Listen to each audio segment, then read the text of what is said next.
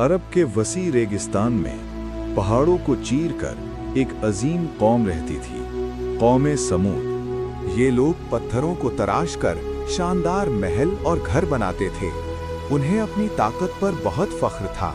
उनके हाथ मजबूत, उनकी तामीर लाजवाब। वो समझते थे कि दुनिया में उन जैसा कोई नहीं। उनके सरदार तकब्बुर में डूब चुके थे। दौलत और कुदरत ने उनके दिल सख्त कर दिए थे। तब अल्लाह ने उनकी हिदायत के लिए हजरत सालेह अलैहिस्सलाम को भेजा, जो उन्हें सिर्फ एक अल्लाह की इबादत की दावत देते थे। लेकिन अक्सर लोग हंस पड़े। उन्होंने कहा, क्या तुम वाकई अल्लाह के रसूल हो?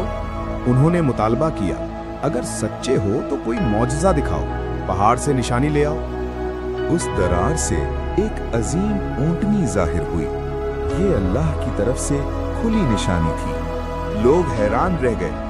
कुछ ईमान लाए, लेकिन अक्सर के दिल अब भी सख्त थे।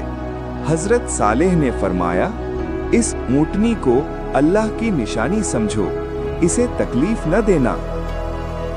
ऊंटनी अपने मुकर्ररा दिन पानी पीती और लोग दूर खड़े देखते रहते।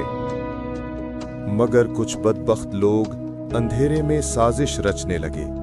उनके दिल में हसद और गुरूर था। उन्होंने फैसला कर लिया कि इस मौजज़े को खत्म कर देंगे।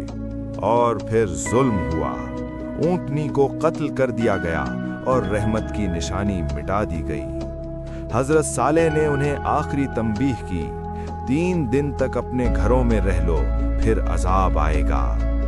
दिन गुजरते गए, लेकिन कौम ने माफी न मांगी। उनका तकब्बुर बढ़ता गया। फिर आसमान का रंग बदला, हवा तेज हुई और फिजा खौफ से भर गई।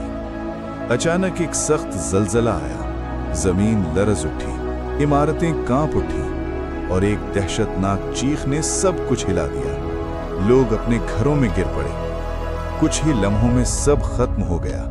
ताकतवर कौम मिट्टी में मिल गई। सुबह हुई, मगर शहर खामोश था, जैसे जिंदगी कभी थी ही नहीं।